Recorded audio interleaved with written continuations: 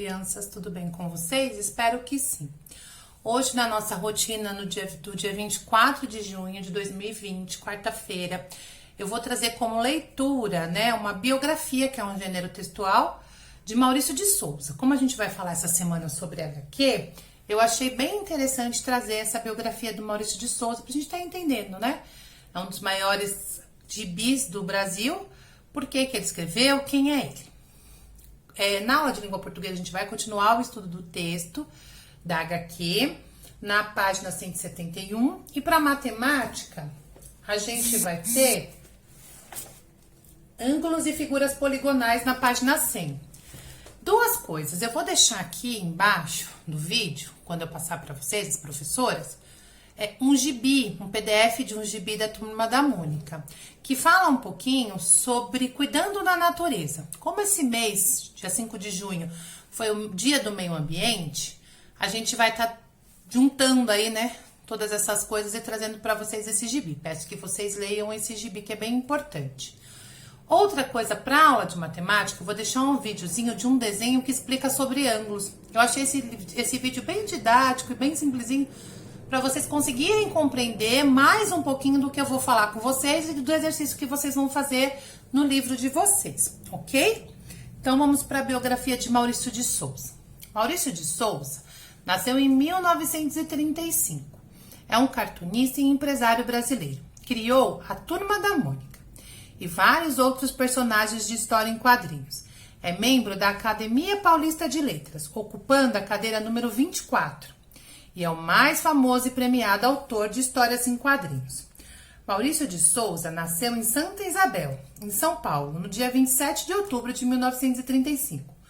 Filho do poeta Antônio Maurício de Souza e a poetisa Petronília Araújo de Souza. Passou parte de sua infância em Mogi das Cruzes. Desde pequeno, sua brincadeira favorita era desenhar e assim ele enchia as páginas de seus cadernos escolares. Nessa época, desenhou o primeiro personagem, que chamou de Capitão Picolé. Mais tarde, passou a ilustrar pôsteres e cartazes para comerciantes da região. Em 1954, com 19 anos, mudou para São Paulo e se apresentou na redação do jornal Folha da Tarde, carregando uma pasta cheia de desenhos para ser ilustrador. Mas eles precisavam de um repórter policial, e ele aceitou. Em 1959, convenceu o editor a publicar uma tirinha vertical semanal, e a partir de aí trocou a máquina de escrever pela prancheta. Nessa época, criou o primeiro personagem, o Cãozinho Bidu, que a gente já pensa que foi a Mônica, né? Não foi, o primeiro personagem dele foi o Cãozinho Bidu, e seu dono Franjinha, a partir de uma série de tiras de quadrinho com Bidu e Franjinha. Nos anos seguintes foram surgindo novos personagens, Cebolinha, o garoto de cabelos espetados, que fala trocando o R pelo L, inspirado em um garoto de Mogi das Cruzes, criado em 1960. Se tornou parceiro de aventuras ou vítima da Mônica. Ele vive tentando derrotar a Mônica com seus planos infalíveis. Sua primeira revista foi lançada em 1973. O Cascão, que foi criado em 1961. Mesmo com sua mania de sujeira, teve aceitação imediata e grande popularidade. E sua revistinha própria foi criada em 1982. Mônica, filha de Maurício, a Mônica foi inspiradora da Mônica dos quadrinhos. Criada em 1963 como personagem secundário, fez sua estreia na tira número 18 do Cebolinha, juntamente com o Coelhinho Sansão, que ainda não tinha nome. O desenho da Mônica passou por diversas modificações e, com sucesso, acabou ganhando revista própria, em maio de 1970. Aos poucos, Mônica se tornou a líder imbatível dos leitores. Magali, também filha de Maurício, tinha um gato siamês. Magali dos desenhos tem um gato angorá chamado Mingau. Tem também um enorme apetite, que é criada em 1963. Teve sua revista lançada em fevereiro de 1989. Nossa, gente, eu sou tão novinha que eu participei da escolha do nome do gato. Agora eu lembrei do nome do gato da Magali. Mas tá bom, pula essa parte. Em 1986, Maurício saiu da editora Abril e levou seus personagens para a editora Globo. Em 1998, recebeu do então presidente da República, Fernando Henrique Cardoso, a Medalha de Direitos Humanos. E em 2006, saiu da editora Globo e ingressou na editora Panini, uma multinacional italiana.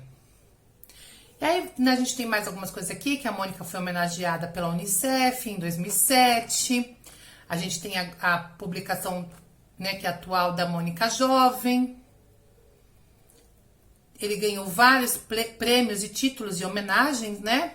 Os personagens do Maurício de Souza, né, são a turma do Bidu, a turma da Mônica, a turma do Chico Bento, a turma da Tina, a turma do Penaltinho, a turma do Peteco, Horácio, Astronauta, turma da Mata, Papa Capim, Nicodemo, turminha do Pelezinho, turminha do Dieguito, Ronaldinho Gaúcho, turma da Mônica Jovem e turma do Cebola Jovem. Bem legal, né? E aí eu vou trazendo mais biografias durante a semana. Do Ziraldo será amanhã. E aí a gente vai falando sobre os nossos principais criadores de HQ no Brasil. Ok? Vamos lá para nossa página da língua portuguesa de ontem, né? Então, ontem a gente tinha 3 questões simplesinhas, né? A HQ que você leu, que era a HQ do Bill, da página 169, e o menino Bowley, né? Bill e Bowley. A HQ que você leu faz parte da série Bill e Bowley. Bowley Bill. Hoje em dia, há HQs para diferentes públicos. Adulto, jovem, criança. Quem são os prováveis leitores da aventura de Bowley Bill? Justifique a resposta. As aventuras de Bowley Bill, provavelmente, que eu falei, né? A gente consegue ler adulto, criança, enfim. Mas provavelmente, pelo tipo que tá ali, elas são dirigidas às crianças. Os tipos de personagem tem 10 anos e um cachorro. Por isso a gente entende que ele foi dirigido às crianças, né? E as ilustrações são próprias de animações infantis. Veja a capa de um livro, ignorem que tá tocando aqui. Veja, nunca toca esse negócio, quando eu só começo a gravar vídeo que começa a tocar. Então, esquece. As histórias de Bowley Bill provavelmente são dirigidas... Me perdi aqui, só um minutinho. Desculpa, crianças, eu parei pra mutar o celular. Eu não gosto porque acho que às vezes o som fica mais baixo. Mas pra não atrapalhar mais a gente. Vamos lá. Veja a capa de um livro dessa série, observe a ilustração e o título da história. Que tipos de história é possível imaginar que o menino e o cãozinho vivem? Mistério, aventura, suspense ou terror? Então, pela capa, a gente entende que ele vive o quê? Uma história de aventura, né? Ele tá ali com um barco, vai sair no mar, então é uma história de aventura. Que elemento da capa justifica essa resposta? A ilustração das crianças brincando de pirata, a frase ao ataque, que remete às histórias de aventura. 3, que agora vocês vão fazer sozinhos. Releia o título, depois das correções feitas, né, do dia anterior, vocês vão lá. Releia o título da história em quadrinho da página 169. A palavra que dá o título HQ tem formação semelhante às palavras piscicultura, apicultura e avicultura. Procure o significado dessas palavras no dicionário e relacione. Então, piscicultura, vocês vão lá no dicionário, se não tiver dicionário, pode ser no YouTube, não, na internet, né? Pode procurar aí na internet à vontade o significado da palavra e vai fazer a ligação das palavras. Explica o sentido da palavra ossocultura, de acordo com a HQ. É uma palavra que não existe. Mas quando vocês descobrirem a cultura, a apicultura, a avicultura, vocês vão entender por que ele usou essa palavra, ossocultura, né? Foi uma palavra que ele criou, mas aí que tem a ligação. Vocês vão tentar colocar aqui para mim o que significa, e mediante HQ, essa palavra. A palavra ossocultura atribuiu humor ao texto? Por que isso ocorre? Vocês vão estar respondendo. A narrativa se passa em 2 momentos, indicados pela mudança de tempo e do espaço. Onde cada momento se passa? O tempo e o espaço que eles usam, né? Onde se passa essa historinha? Né? Onde ele faz lá as peripécias dele? Né? Vocês vão colocar aqui para mim. Que elementos visuais permitem identificar a mudança de lugar na história? como é que eu sei que mudou de um lugar que ele estava para o outro? Então, são elementos visuais. Eu vejo que ele, ali no desenho, ele estava num lugar, que a gente vai colocar na resposta de cima, e foi para o outro. Como é que eu identifico que ele estava nesse ou naquele? Por que elementos? E no texto, como a passagem do tempo é indicada? Então, tem uma frase no texto que indica um tempo, né? Vocês vão copiar essa frase aqui nessa pergunta, respondendo essa pergunta. Então, de língua portuguesa é só... A gente vai fechar o livrinho de língua portuguesa e ir para o livrinho de matemática, tá? Se tiver dúvida, vai lá, vê o videozinho extra que a professora colocou. Tenho certeza que vocês vão entender. Se de tudo ainda não entender, vai lá no meu WhatsApp, no WhatsApp da professora de vocês e pergunta aquilo que não conseguiu compreender. Ângulos e figuras poligonais. Dona Luísa perguntou-se na escola. Os filhos já tinham estudado as figuras poligonais. Érica disse que estudaram os triângulos, e os quadriláteros e os pentágonos. E a mãe completou dizendo que nessas figuras, além dos lados, também podemos observar os vértices e os ângulos. O que é os vértices? São os pontos, né? Mais altos dos lados, né? Então, esses pontos mais altos dos lados, a gente chama de vértice. Que é onde a gente... Lá na escola, comumente faz as bolinhas lá, né, nas ligações. Essas são as vértices. Pode olhar aqui no livrinho também. Érica comentou que, observando os vários polígonos, é possível verificar que tem sempre os ângulos. Desculpa. É possível verificar que nem sempre os ângulos têm as mesmas medidas. Você concorda? Então, aqui, ó, eu tenho uma figura que ela tem 3 ângulos. Esses ângulos, eles têm as mesmas medidas? Eles são exatamente iguais, né? Aí, você concorda com isso? Então, Dona Luísa explicou que, em função disso, eles recebem nomes especiais. Quer saber?